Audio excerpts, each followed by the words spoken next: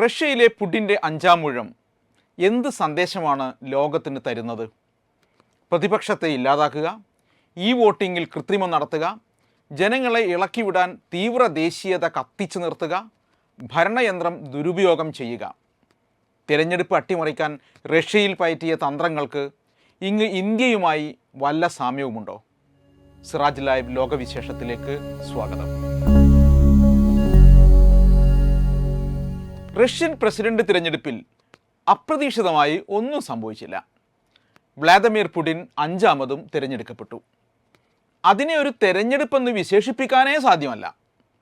Putin മറ്റൊരു ഊഴത്തിലേക്ക് അധികാരം ഉറപ്പിക്കുകയെന്നത് നേരത്തെ നിശ്ചയിക്കപ്പെട്ട റിസൾട്ടായിരുന്നു. അദ്ദേഹത്തെ വെല്ലുവിളിക്കാൻ അല്പമെങ്കിലും സാധ്യതയുള്ളവരാരും സ്ഥാനാർത്ഥി പട്ടികയിൽ ഇല്ലെന്ന് ഉറപ്പുവരുത്തിയിരുന്നു. പല കാരണങ്ങൾ പറഞ്ഞ് ചിലരുടെ സ്ഥാനാർത്ഥിത്വം വിലക്കി, ചിലരെ നാടുകടത്തി. ഏകകക്ഷി തിരഞ്ഞെടുപ്പിൻ്റെ പ്രതീതിയാണ് സ്ഥാനാർത്ഥി പട്ടിക കണ്ടാൽ കിട്ടുക. ഇതൊക്കെ റഷ്യൻ തിരഞ്ഞെടുപ്പ് പ്രക്രിയയുടെ സവിശേഷതയാണെന്നും തിരഞ്ഞെടുക്കപ്പെട്ട ഭരണത്തലവനായ പുടിനെ അപകീർത്തിപ്പെടുത്താനുള്ള പാശ്ചാത്യ നീക്കത്തിൻ്റെ ഭാഗമാണ് എതിർ പ്രചാരണങ്ങളെന്നും പുടിൻ പക്ഷപാതികൾ വിശദീകരിക്കാൻ ശ്രമിക്കുന്നുണ്ട്. റഷ്യക്ക് ഇപ്പോഴത്തെ സവിശേഷ സാഹചര്യത്തിൽ വ്ളാദിമിർ പുടിനെ പോലെയുള്ള ഒരു നേതാവില്ലാതെ മുന്നോട്ടു പോകാനാകില്ല എന്നത് യാഥാർത്ഥ്യമാണ്. ആ ഒരൊറ്റ ഘടകത്തെ ആസ്പദമാക്കി മാത്രമേ പുടിൻ്റെ അധികാര തുടർച്ചയെ ചെറുതായെങ്കിലും ന്യായീകരിക്കാനാകുകയുള്ളൂ. യുക്രൈൻ യുദ്ധത്തെക്കുറിച്ചുള്ള ഹിതപരിശോധനയായി തെരഞ്ഞെടുപ്പിനെ അവതരിപ്പിക്കാനാണ് പുടിൻ അനുകൂല മാധ്യമങ്ങളും റഷ്യൻ ഭരണകൂടവും ശ്രമിച്ചത്. പ്രസിഡന്റ് തോൽക്കുന്നത് യുദ്ധം തോൽക്കുന്നതിന് സമാനമാണെന്ന് വ്യാഖ്യാനിക്കപ്പെട്ടു. ദേശീയത കത്തിച്ചു നിർത്തുകയെന്ന പരമ്പരാഗത ആയുധം തന്നെയായിരുന്നു പ്രയോഗിച്ചത്. രാജ്യത്തെ വരിഞ്ഞു മുറുക്കുന്ന പാശ്ചാത്യ ശക്തികളോടുള്ള അതിശക്തമായ പ്രതിഷേധം റഷ്യൻ ജനതയിൽ പ്രകടമായിരുന്നു. പുടിനെതിരെ ഉയർത്തിയ ജനാധിപത്യപരമായ ചോദ്യങ്ങളും അലക്സി നവാൽനി അടക്കമുള്ള വിമർശകർക്ക് സംഭവിച്ച ദാരുണ അന്ത്യവുമെല്ലാം അവരുടെ മുന്നിൽ ഉണ്ടായിട്ടും തീവ്ര ദേശീയതയുടെ ഹിസ്റ്റീരിയയിലേക്ക് നയിക്കാൻ പാശ്ചാത്യരോടുള്ള ശത്രുത പര്യാപ്തമായിരുന്നു. ഈ ശത്രുത ഭരണകൂടം തന്നെ സൃഷ്ടിച്ചതാണെന്ന് ജനങ്ങൾക്ക് മനസ്സിലാകുന്നില്ലെന്നത് മറ്റൊരു കാര്യം.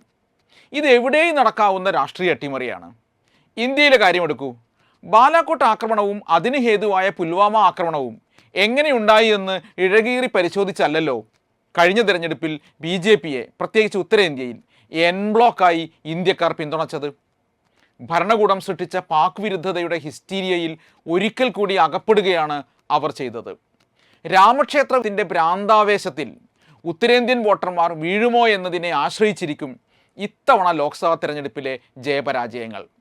അതുകൊണ്ട് പുടിൻ വിജയം തെരഞ്ഞെടുപ്പ് വിജയമേ അല്ല എന്നല്ല പറയേണ്ടത്, ജനായത്തം അപഹരിക്കപ്പെടുന്ന വർത്തമാനകാല തെരഞ്ഞെടുപ്പിൻ്റെ ക്ലാസിക് മാതൃകയാണത്.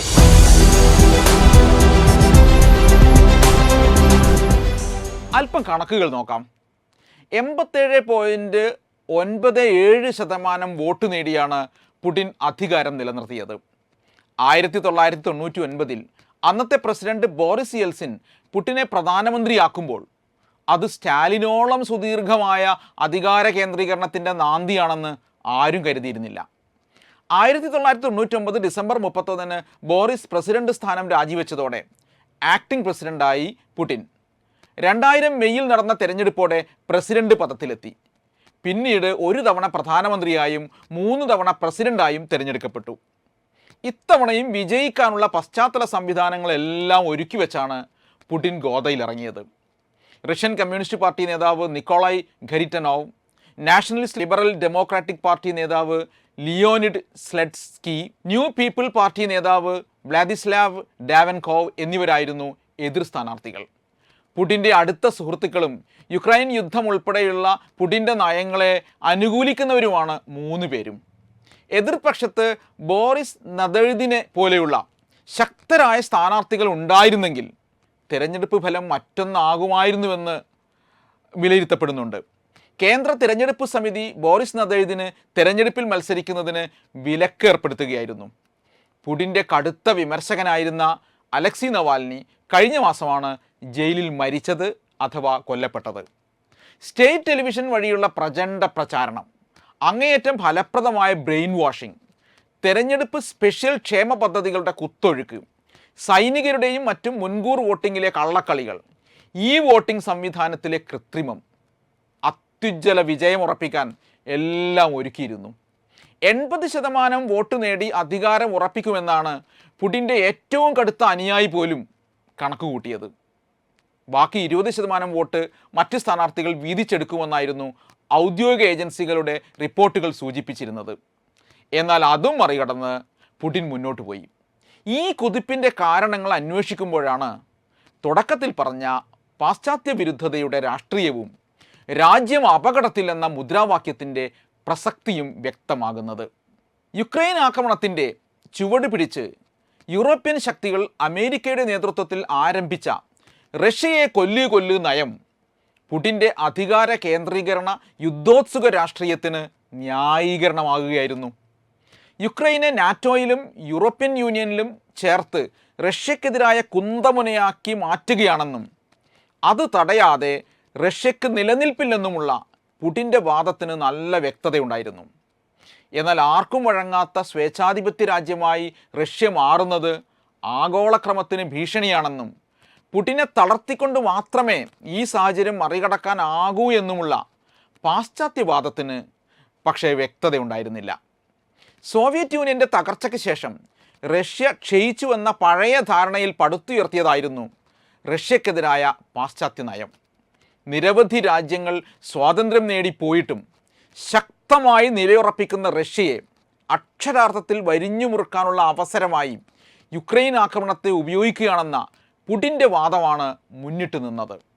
റഷ്യക്കെതിരെ ഏർപ്പെടുത്തുന്ന ഓരോ ഉപരോധവും യുക്രൈന് നൽകുന്ന ഓരോ സൈനിക സഹായവും റഷ്യക്കാരിൽ പുടിനെ ഹീറോയാക്കി മാറ്റിക്കൊണ്ടിരിക്കുകയായിരുന്നു. ആരാദ്യം യുദ്ധം തുടങ്ങിയതെന്നൊന്നും ആരും ഓർക്കുന്നില്ല.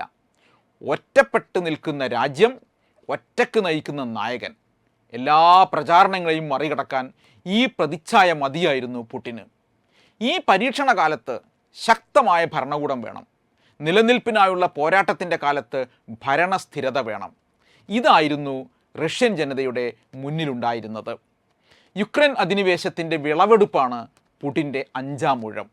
അത് സ്വർണ്ണത്തളികയിൽ സമ്മാനിച്ചത് പാശ്ചാത്യ ശക്തികളാണ്. രാജ്യത്തെ ഏറ്റവും ശക്തമായ രാഷ്ട്രീയ കക്ഷിയായ യുണൈറ്റഡ് റഷ്യയുടെ പിന്തുണയോടെയാണ് പുടിൻ മത്സരിച്ചതെങ്കിലും അദ്ദേഹം ആ പാർട്ടിയുടെ സ്ഥാനാർത്ഥി ആയിരുന്നില്ല, സ്വതന്ത്രനായിരുന്നു. 2012 തിരഞ്ഞെടുപ്പിൽ പാർട്ടിയുടെ ഭാഗമായി മത്സരിച്ച പുടിൻ പിന്നീട് ആ പരിപാടി അങ്ങ് നിർത്തി. പാർട്ടി വേണമെന്നില്ല, ഒറ്റക്ക് നിൽക്കാനുള്ള കെൽപ്പുണ്ടെന്ന പ്രഖ്യാപനമായിരുന്നു അത്. ഗവർണർ തിരഞ്ഞെടുപ്പും സെനറ്റ് തിരഞ്ഞെടുപ്പും ഇല്ലാതാക്കുകയും റീജിയണൽ ഗവർണർമാരെ നിയമിക്കാനുള്ള അധികാരം പ്രസിഡന്റിൽ നിക്ഷിപ്തമാക്കുകയും ചെയ്തു. മാധ്യമങ്ങൾക്ക് മേലുള്ള നിയന്ത്രണം കടുപ്പിച്ചു. 2030 വരെ അധികാരത്തിൽ തുടരാൻ ഭരണഘടനാ ഭേദഗതി വരുത്തി. 72കാരനായ പുടിൻ 6 വർഷം അധികാരത്തിൽ തുടർന്നാൽ ജോസഫ് സ്റ്റാലിൻ്റെ റെക്കോർഡ് മറികടക്കും. ലെനിൻ്റെ മരണത്തെ തുടർന്നാണ് സ്റ്റാലിൻ നേതൃത്വം ഏറ്റെടുത്തത്. 1924 മുതൽ 1953 മരിക്കും വരെ അദ്ദേഹം അധികാരത്തിൽ തുടർന്നു. 29 വർഷം. 1999 അധികാരത്തിലേറിയ പുടിൻ അടുത്ത 6 വർഷം കൂടി പൂർത്തിയാക്കുമ്പോൾ സ്റ്റാലിനെ മറികടക്കും. ഷീ ജിൻപിങ്ങിനെ ആജീവനാന്ത രാഷ്ട്രത്തലവനാക്കാൻ പ്ലീനം കൂടിയ ചൈനീസ് കമ്മ്യൂണിസ്റ്റ് പാർട്ടിക്ക് ഒത്ത കൂട്ടു തന്നെയാണ് പുടിൻ. KGB കേണലായിരുന്ന പുടിൻ വിശ്വസിക്കുന്നത് സൈനിക ശക്തിയിലൂടെ സാധ്യമാകുന്ന സമാധാനത്തിലാണ്.